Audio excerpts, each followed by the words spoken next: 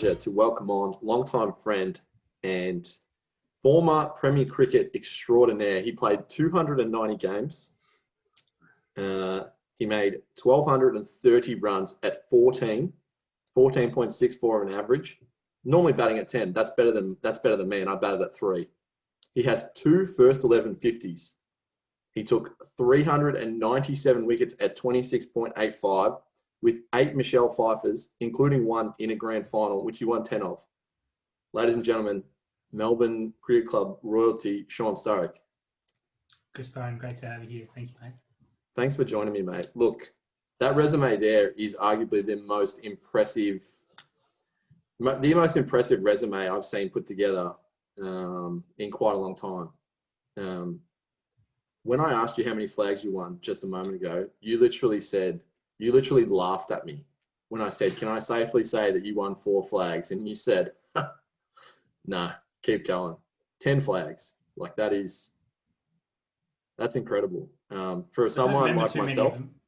Yeah. I don't remember too many of them. That's the best thing.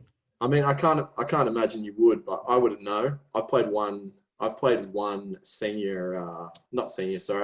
final of cricket in my entire decorated career.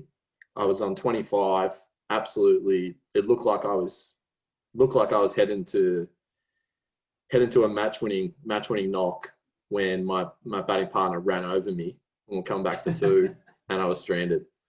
And you know what? Probably never recovered. But anyway, it's not about me. It's all about you. So thank you for coming on. You recently retired from Premier Cricket after a long decorated career, most of which you had frosted tips, which is pretty impressive. Outside of Brett Lee, probably you were probably the most known face for tipped hair. So I guess what we'll do is we'll start off at junior cricket, everyone's favourite time in cricket, before the bullshit starts. So tell us about early cricket, how you sort of fell in love with the game, and at what moment did you realise that you were going to be listed on ESPN Cricket Info as a slow Chinaman bowler?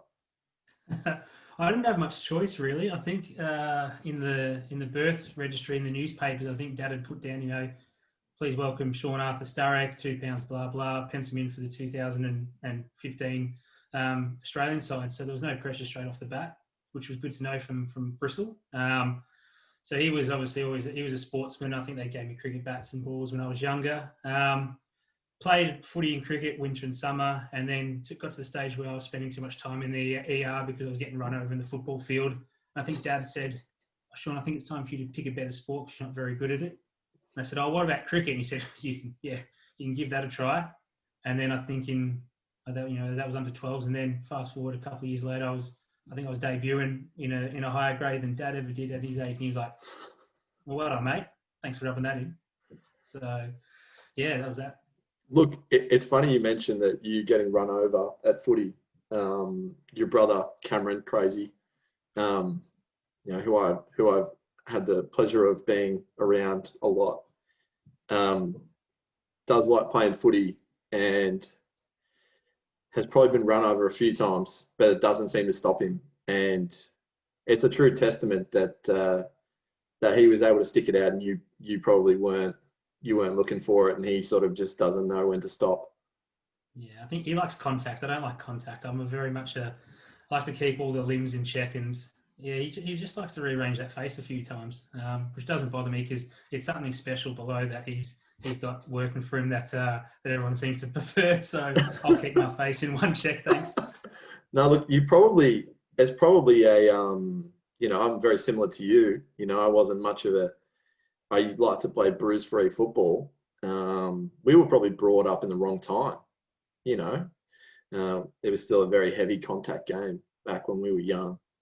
And we weren't very good runners, to be honest. No. I legitimately quit footy as a junior because we had to run 2 laps at the start.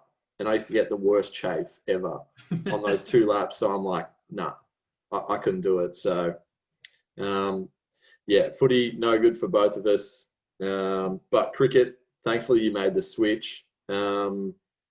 So look, after juniors, well, I guess you joined Melbourne Cricket Club at a pretty early age, right? Yeah, so I think the catalyst was probably Mum won a competition to send me to Scots College for like a 5-day sports camp, cricket camp. Is that good? And I went. Scotch And that College, was, is that good? I Yeah. think so. I think it's 30 grand a year, so A public school private dropout. school. Yeah, not bad. And so I did that, and that kind of. I went there as a medium pacer, and the weird story is that I was mucking around at lunchtime bowling leggies to some of the kids, and one of the pro coaches there was Brad Hodge, and he came over to me, and he's not a very good articulate, but he's just like, hey, you need to bowl a bit of that stuff, hey? And you might be a bit better. So I bowled that for the rest of the camp. And it was pretty funny that sort of changed me from a medium pacer to a leggy, and got a photo with him. And then who would have thought in probably maybe 5-6 years later after that, I'd be his teammate for Melbourne. So that was a bit of a weird experience. So I could probably thank Bradley Hodge for the change of scenery. Yeah, right. Look, maybe let's stick on dodgeball. I think everyone in Victoria is has a fairly large admiration for Bradley Hodge. Do you have any stories that would be suitable to tell on this platform? I do. Yeah, I do. A couple not, but probably two of the funniest ones. Or probably one of the funniest one was he was batting one day. I think it was out at Camberwell, and he signalled to me to bring a new bat because he must have busted it. So I've come running out with about 6 of his bats after I was shadow batting in the rooms beforehand, trying to think which one I could pinch. He was always good. He always gave me heaps of kit at the end of the season. And I ran out and said, "What's happened, Dodge? You busted the bat." And he said it so loud that all other players and umpires could hear. He goes, "Nah, this bat's too good for these blokes. Where's that shit one?" And he pulled out this crap one and went, "There we go." And he went on to make a 50, and then I think he got out after that because he was bored. But that's just pure arrogant from dodgeball. Jeez. Oh, look, I'm a big fan of that kind of arrogance. I've never once been able to show that sort of arrogance, but I really do admire people like that. So I wonder what bat he used when he made. He made like 200 and 250 against South Africa. It was a Kookaburra beast, not with the graphite because they banned that one, but dodgeball used the clear skin, so they were good ones. Those bats back in the day. Yeah, absolutely. All right, we'll veer off dodgeball for a bit. What sort of age did you sort of break into the first 11, or maybe not even, maybe we even go before that? Talk about like a moment when you obviously you come into playing Premier cricket at a young age. It's you're playing against a lot of experienced cricketers, older cricketers. What was the moment where you sort of really felt like, okay, I belong at this level, and you were confident that say, okay, I'm not going to be just a spare part at this level? Yeah, it was pretty cutthroat in the early part of my career. I spent most of the training sessions at the other end of the Albert ground fetching my ball that had been whacked out of the nets. And then when I did get the opportunity to bat every couple of months, it was back foot shots and ducking from all the blokes bumping me at 3 minutes past midnight. So I had to do a lot of work in the nets, bowling and sort of gaining that respect in some way, and just trying to be best trainer I could for someone of sort of my size and what sort of I bowled. But I was probably lucky because I was a left-arm Chinaman. I got probably fast-tracked a little bit. Mm-hmm. Some may say it was probably a bit premature. Others would say it was more of a sink or swim approach. But it's something that I think I'd played enough cricket with men that I knew that if I had sort of the players and the other bowlers and people around me looking after me, I could probably handle myself okay. So it took me a bit of time to find my feet. But sort of, I think my first game, we can go to there. My first game was against Geelong, and I had to bowl to Aaron Finch and Liam Buchanan. And I thought the first over was going to go for 36, and I thought that was it, me done and dusted for my first 11 game in the ones. But held my own. But like having people like, I think I had Andrew McDonald playing that day, and Peter Neville and Michael Hill. So it was a good sort of sounding board, and they said sink or swim, and held my own. And then sort of it was just a confidence thing from there. And as a young leg spinner, the confidence is such a big thing going forward. Yeah, absolutely. I think it is sort of a fine balance between earning your spot as a young player and then also being put sort of into that situation. you can't, if you're playing against, some of those blokes that you just mentioned there, like Aaron Finch. I mean, people don't know who Aaron Finch is, and they can probably turn this off. You're not going to be babysat and sort of, thrown in at a real easy time to bowl to Aaron Finch. So I think it is good in some aspect that, if you have a young player, you don't want to sort of have him, languishing in the thirds and fourths, for the first 4 to 5 years of his career. You want to sort of see if he's made of that sort of stuff. And I guess you sort of see that in football as well now, where, a lot of young players maybe don't necessarily have the runs on the board in terms of VFL performance or Sample or Waffle. You've got to see what you've got eventually.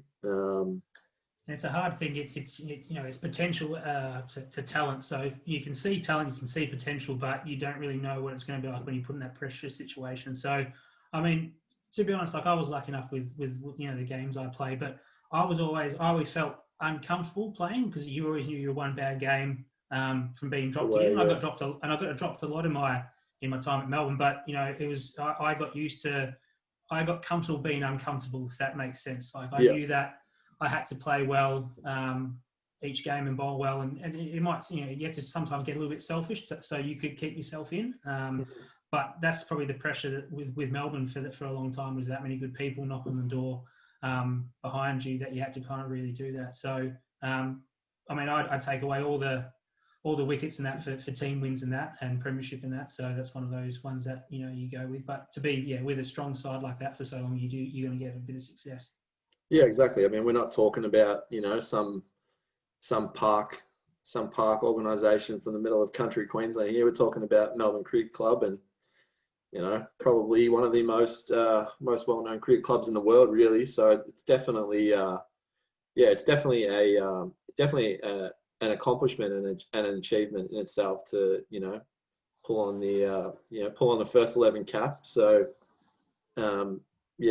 especially as a spinner, I know from my very brief moments in junior cricket where one bad ball gets hit into the creek and your head drops straight away. And I've been hit with my fair share of big sixes as well. Like, I mean, big sixes. Yeah. Unfortunately for me, though, unlike you, I couldn't actually spin the ball. So I was more of just a right arm off spinner that didn't spin.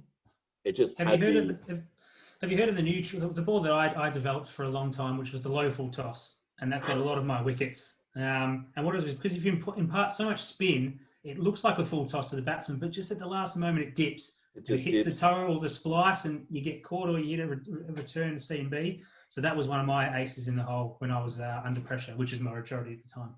Well, I bowled those, but I didn't have enough revs on the ball for it to drop. So it kind of just eventually would go back. But that's very interesting that you talk about. How many variation balls do you reckon you had? I guess as a leg spinner, you're probably able to have more variations than an off spinner. Yeah. How many would you confidently pull out in a game and go, all right, I'm facing Aaron Finch here. I can bowl these 4 deliveries and be confident with them. Yeah, I think my probably main ball I had out my sleeve was my Roman. So that was probably the sort of the ball I went to try and get the wicket or try and put a bit of pressure on the batsman. I was always quite a quick bowler, quick through the air. I'm not one of those slow approach ones. I'd try to get it down there and try to get either a bit of overspin or extract a bit of extra bounce and pace. So sliding on, but it was mainly the leggy, the toppy, the wrong-un, and then occasionally I would try just sort of one just pushed out the front and just sort of go on with the arm speed. So, but I think if anything, when I was always under pressure, it was always a lot more leg spin wrong-uns. But I mean, you need to be able to land your stock ball. But I suppose the way that the cricket's progressed is there's a lot more white ball and short format of the game, and I probably built my cricket skills on a bit more of a white ball bowler, which meant I could bowl my variations a lot more, and it meant the batsman couldn't sit on me and wait for the bad ball, or i.e. the full toss, had to come at me. So that's probably where I got a bit more of my success in that attacking style of cricketing play. Yeah, right. All right, we'll go away from cricket abroad, in Australia, and we'll go abroad. Now, you're a very well-travelled man. Talk about some overseas tours. I know you've enjoyed yourself at a couple of these Asian tours that you've gone on, but maybe touch on that and some cricket you've played in the UK or anywhere else in the beautiful wide world. I don't know what's better, the overseas trips or the circuits. So both pretty good. Really enjoyed my time over in England. 2 stints, one down south for the Bromley Cricket Club, where Dad played as an overseas many moons ago, and then my last tour, 2015, went up north to Manchester to Audley Edge. So they were both really good. Down south, you play and then you go into London, and then up north I was pretty lucky. I was staying in a 4-story mansion. So that had golf simulator, pool, spa, sauna, gym, TV, and everything like that. So I was pretty lucky with that, and it literally overlooked the cricket ground, so I could pretty much take a flying fox down to the oval. Yeah, I was never late. I remember seeing some videos. It was hard. It was hard to look at here. Yeah, so that's good. So it's one of those ones being overseas, playing over there, which is always good. And obviously, Mum's English, so I got the British passport, which made it a lot easier. So I could go see the friends and family. But the other probably 2 good tours, MCC was really good as the relationships they had with reciprocal clubs around the world. So Cricket Club of India, Hong Kong, Singapore, Fiji, Thailand. So I've done all those trips, and they were really good. The best one cricket-wise would probably be the Singapore T20 that plays every 2 years. So you play, aside from Melbourne, aside from Sydney, and a couple of sides from India, Sri Lanka, Hong Kong, and Singapore, and play a round-robin tournament. They spend big money to get some good players in. You got Murali and Sehwag played, Ryan Campbell, a couple of other expats and that. So you're always coming across against blokes who played Test cricket or first-class cricket for their states and provinces. So that was always good fun. So you play in stifling heat, and then you finish the game, and then you get on the cans, and then you go out that night in Singapore, and then do it all again the next day. If we can go to one bad story, I got too inebriated one night with my good mate Matthew Brown, who was MCC captain at the time. We went out till about 4:30. We had a final that was supposed to be televised on Star Sports the next day at 7:30 a.m. So I vomited in the warm-up. Fell asleep in the change rooms with my pads on way in the bat. Don't remember bowling or fielding. We won in a super over, and then just as I thought I got away with it all, the captain found out and made me drink for the rest of the day and night, and I vomited on a waitress. Whew, that is. Do you remember your stats? Do you ever look back and see what your economy rate was like? I think actually I did. I reckon I got 2 wickets that game and a couple of run-outs. But I reckon it was a T20, so it was always a bit better standard to play for me. I was always pretty good. I reckon there's some YouTube footage somewhere if you type in PayPal, ICC T20 Singapore, whatever, and there's some funny clips of us getting wickets and that, and then us just sort of mucking around. So those tours were good, especially pre-season, because you get your cricket fill-in before you came back to play. And then, I was lucky enough to play a lot of games at the MCG for like visiting sides and that, and also a couple of games at Lords as well, which was really good. So they're probably the highlights of my overseas trips so far. Yeah, absolutely. Talk about Lords a little bit. I've never been there personally, but it's always, I guess, if you're a cricket fan, it's one of those places that you want to tick off on the bucket list. Just talk about sort of like going through that experience, like playing, like walking into the change rooms. Like that must be sort of a surreal experience. Like I'm guessing you're using the same change rooms that, all the test rates have used before. Yeah. We so it's always the day after the test match there. So it's always day 6, and I think I've done it twice, and ours was one of the ones, I think it was after one of the Ashes games. There's a slope there if you've ever heard of the Lord's Slope. I've never heard that before. Absolutely, that's interesting. I'm gonna have to look into that.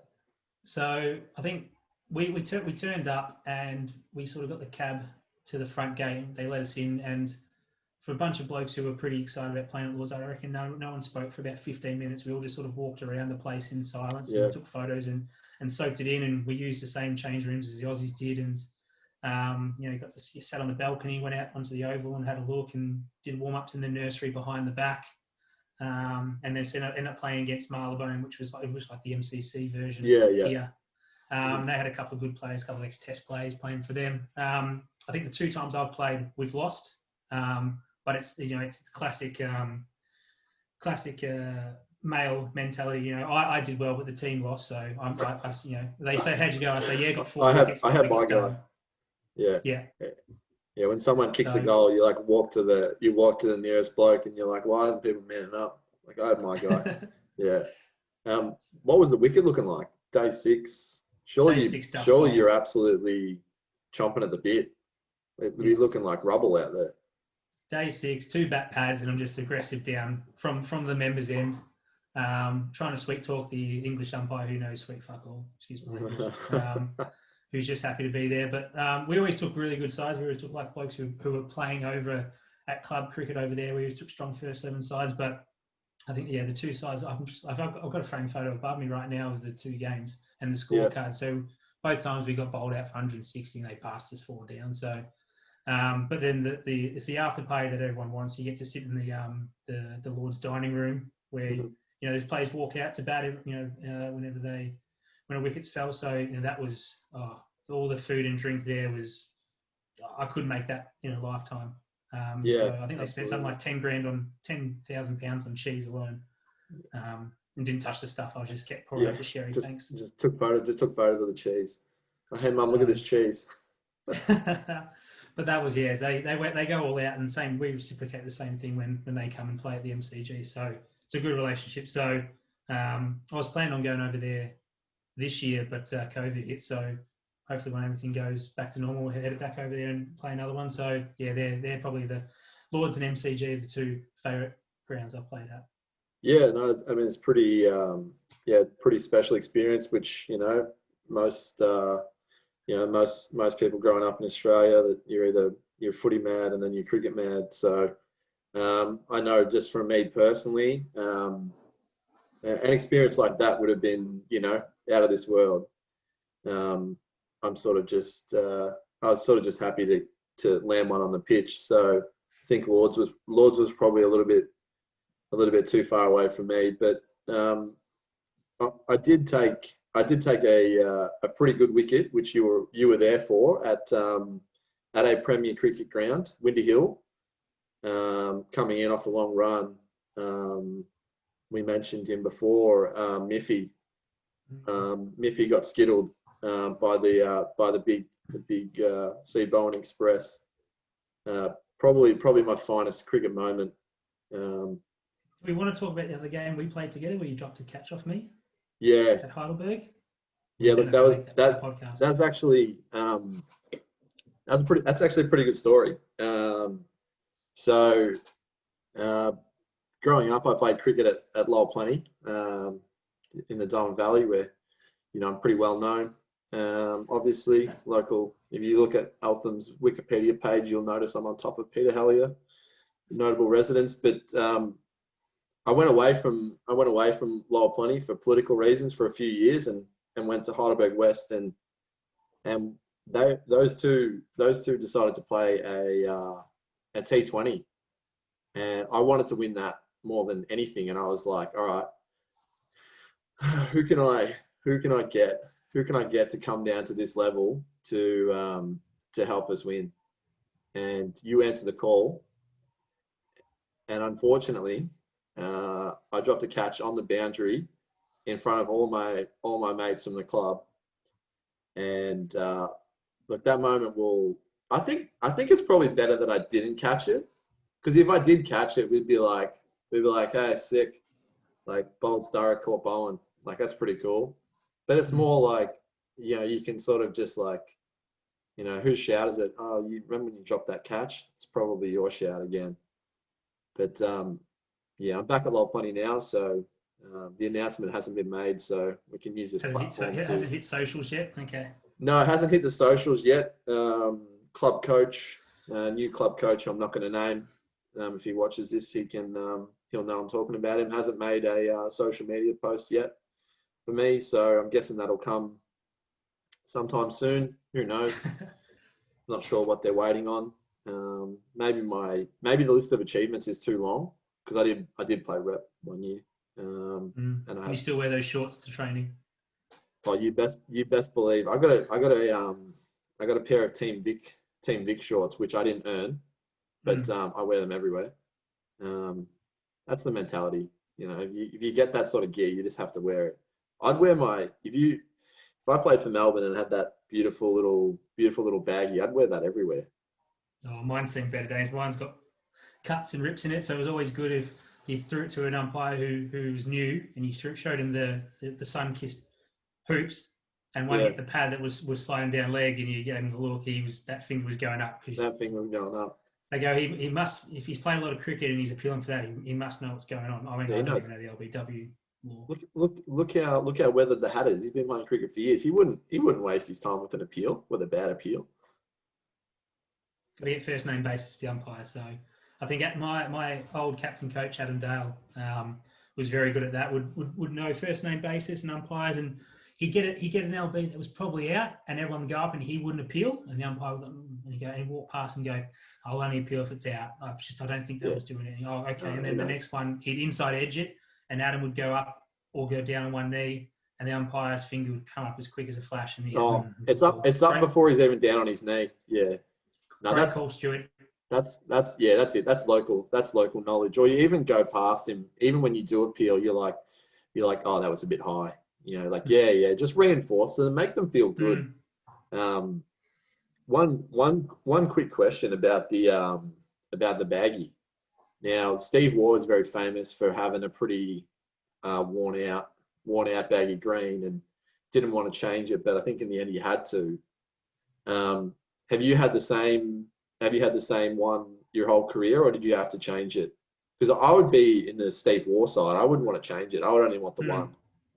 When I got my first one when I played like Dowling for them in under 16s before they changed it from club to regional stuff. So I had that one, and then when they said, "Oh, come and play at Melbourne," I kept it. So I didn't give it back. I kept it and used it all the way up until I got given my first 11 hat, but it was too small, and I didn't have the courage to tell the chairman of selectors that he got my head sizing wrong. So I wore it for a couple of games, but it kept on giving me headaches. And then I just put it in the shelf in the house, and I wore my hat that I've worn since I was in fourth 11 at Dowling, ever since. And I've still got that. So the first 11 hat sits somewhere in the house, and then I wore the other one because it fit. It was too big back then, but then as I got older, it fit just right. So, and it looked a bit more ageless and had the rips and tears in it. So that's the one I've had ever since till I wrapped up. Perfect. One thing I just found out recently about you in a little article I read, you met the Queen. I did, one of the UK tours. Playing, I can't remember the ground. She has too many estates and that. And a bit like myself. It's happened a few times. The guys were saying we went up to the manor to have afternoon tea or tiffin, and there's always a running joke that the Queen sometimes pops in because it's one of her estates, and we didn't believe until we got told to all put on our club blazers and line up in a straight line in the dining area, and sure enough, two blokes walking in suits, and then followed by this lady in amazingly dressed. The pearls, the brooch, the hair, the little kitten heels. The aura. She was pretty good, and it was lean in, shake hands, introduce yourself, and then if she stopped and chatted to you, she would. Great. If not, just keep going. So did all that, went all the way through, and she was in and out like a flash. She'd done it that many times, and everyone's just like, "Oh my god!" So it was a bit of a surreal moment. We thought it was an imposter, someone having a go, but legit. So thank you, Your Majesty. That's crazy.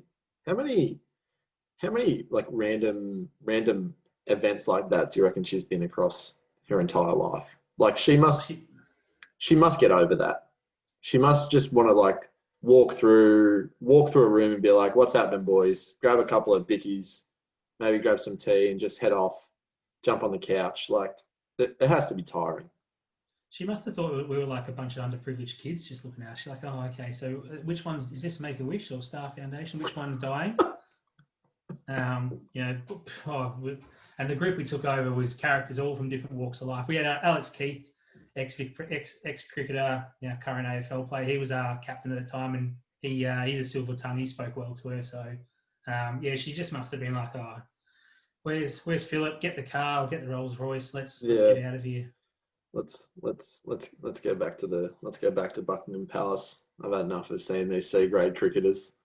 I think that's a pretty good summation of your overseas adventures. Let's head back to Australia, and let's drop some names.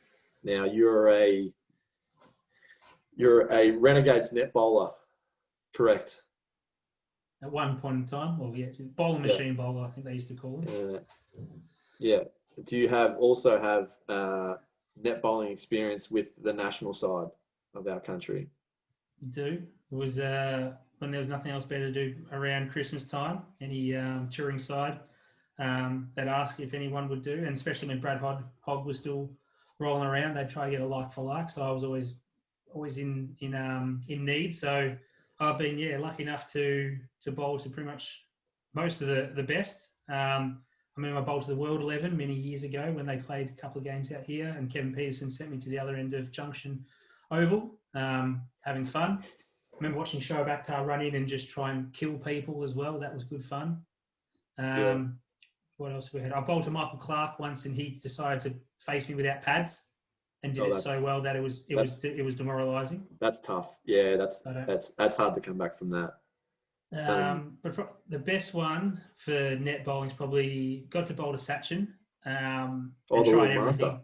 Tried everything at him, and he literally, the size of the bat he had was ridiculous. It was like 3'8". You couldn't even pick it up, and he's crafting it, and it was getting towards the end of the net, and I was trying everything. I couldn't get one past him, and so I said, I've been bowling quite quick because I was a bit nervous. I said, I'll try and toss one up a little bit and see if he wants to try and put me over my head or hit it at me. And he come down, and he kind of like got there a bit too early because it was a bit slow, and he hit it straight back to me, and I dropped him, caught and bowled. Oh, you dropped it? I dropped it. I've never been good off my own bowling. No. People know me, know that. Oh, and all no. The Indians that were behind the net were no. That would have been bad. That would have been bad for them. They were watching the little master. And I'm on there on my knees, and he walks out, and he just runs past and taps me on the head, and he goes, "Thank you." It's just like, just don't kick him out when he's down. I know. Well, it's funny you mentioned Sachin. There's a very famous photo of Sachin at the MCG with Don Bradman, and there's a picture in the background, which many people don't actually realise that it's actually you. It is true. It is true. Yeah. So the photo that I'm referring to, I will share on social media before this comes out. So everyone does know what photo we're talking to. But yeah, I thought it was probably good to point that out before I forget about it. Bradley Hogg is obviously. Look, I think we both know that we're both pretty up there in terms of the Photoshop skills. There's not a body I've come across where I haven't found. I've had trouble photoshopping my head onto it. I've adapted my. Catfish, yeah. If girls can catfish you, then you can catfish them. So I mean, I'm single for a reason. Maybe this podcast can get a couple of listeners to get you. I mean, I've been photoshopping pictures for years with little DMs, please, messages in it to sort of, and no one sort of picks up on it. So look, I'm not gonna hold my hopes up for it. But Bradley Hogg obviously is an idol of yours, and unfortunately I did try and get him for this episode, but I couldn't get him. So I thought, let's get a poor man's version. So I mean, we went with you, which is good.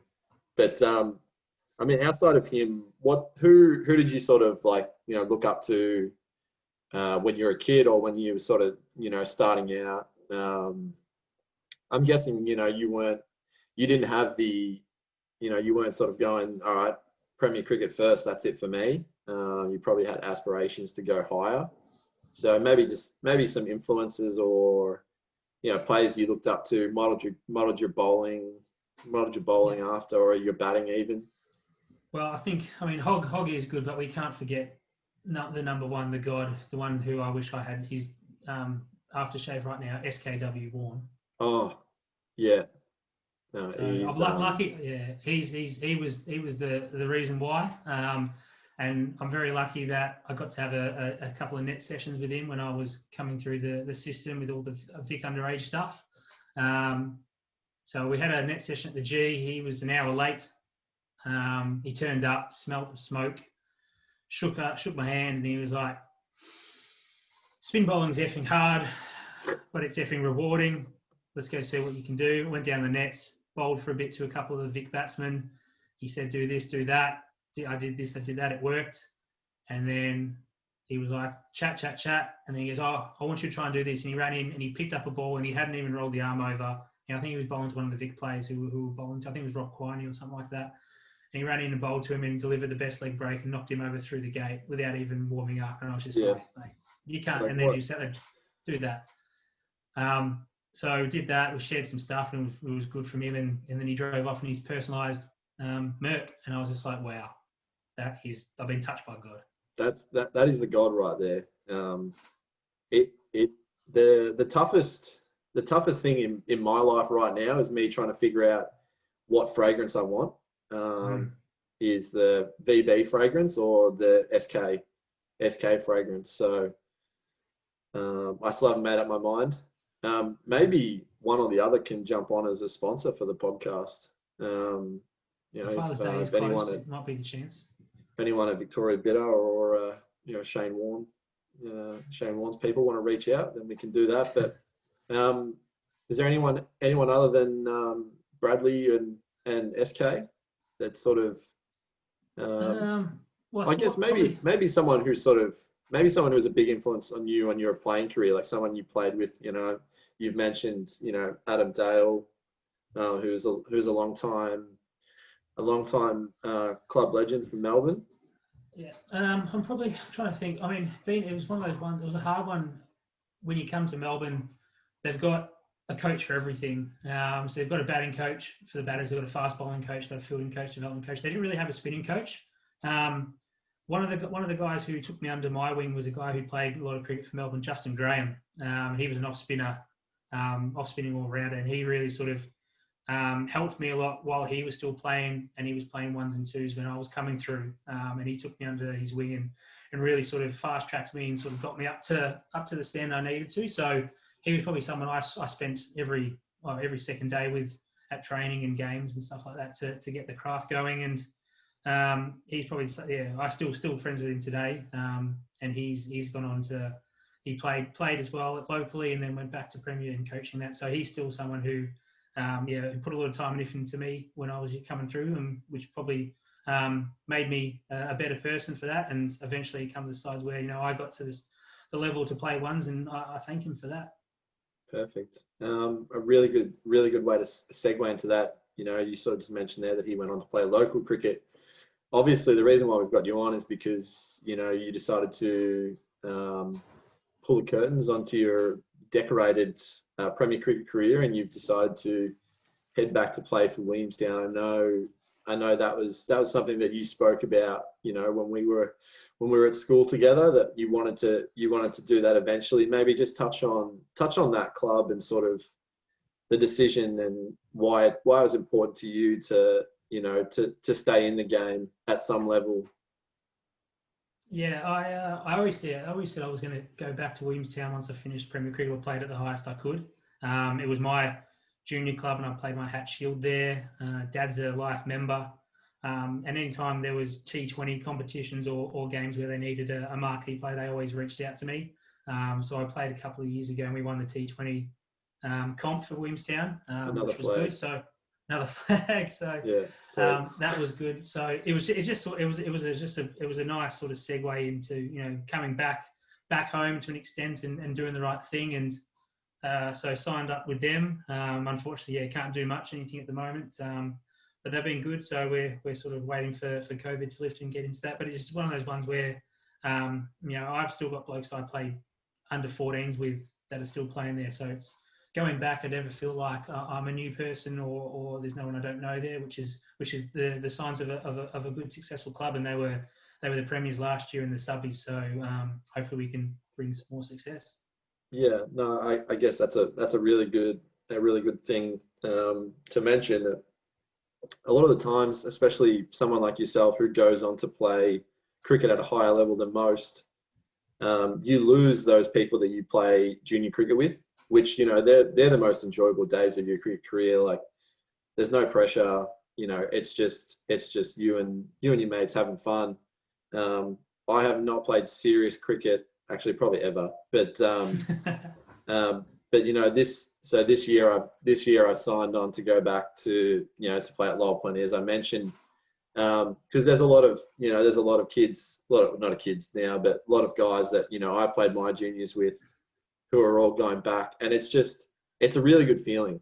Like, yeah, you make a lot of good friends playing cricket, no matter what level you play or where. But I think from my point of view, especially, there was nothing like playing juniors with your mates. Like, you didn't really care if you win or lose. So getting back into the game was heavily based around that.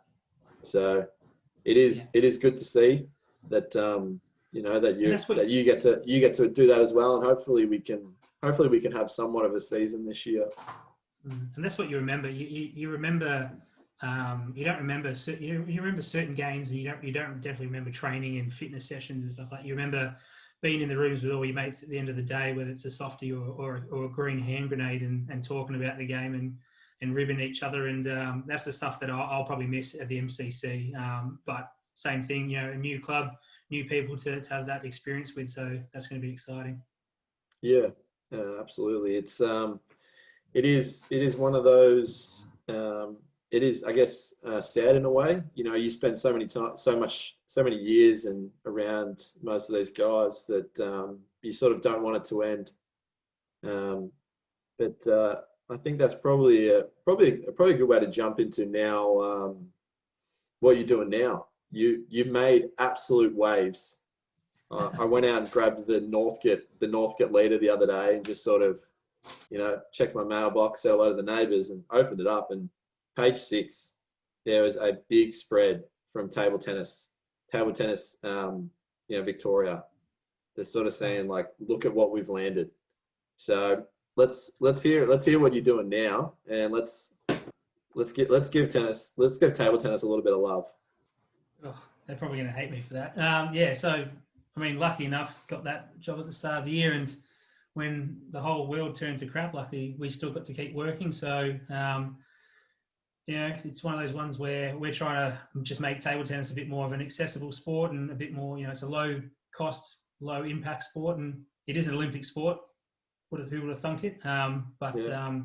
It's one of those ones where coming in, I didn't understand the level of passion that people in clubland have for a sport like table tennis, and it's probably a sport where it is an aging population on the older side. So trying to develop these entry level programs and pop up events and these different kinds of programs and services that we can offer the younger generation to get involved is something that my role is as programs and participation. So something that I've been doing. So only can do as much as you can in an office at home, but my forehand and my serves have improved immaculately. Lethal, I've heard. I don't know if there's anything else you wanted to touch on, or anything else you wanted to share or go through. Who do you want dirt on from the Australian side? Oh, here we go. Nah. Maybe the most underrated funny man. I think maybe someone that the general public probably knows, but doesn't maybe understand just how entertaining they might be. Oh, like I have a feeling like Big Johnny Hastings would just be an absolute riot of a human. He'd be dry. Him and Stark would be dry. I only know that because they both filled me and hit me in the head in under 19s. So that was, and they giggled and laughed at me. So that was a good day. I got hit in the head by Stark and Hazelwood, and then Yeah. Pattinson I was going as to mention well. Hazelwood. I remember you telling me that, that you faced Hazelwood. So I think I have. I'm probably one of many who've got hit in the head by the Australian bowling cartel. And then on top of that, getting hit in the head a few times. Then Steve Smith got me LBW for 0 and sledged me off the ground when he used to bowl leg spin. Smudge. So it wasn't a good day. It wasn't a good day for me, that game. But we went on to win that championship. So eat that, New South Wales. That's an impressive cartel of name droppers there.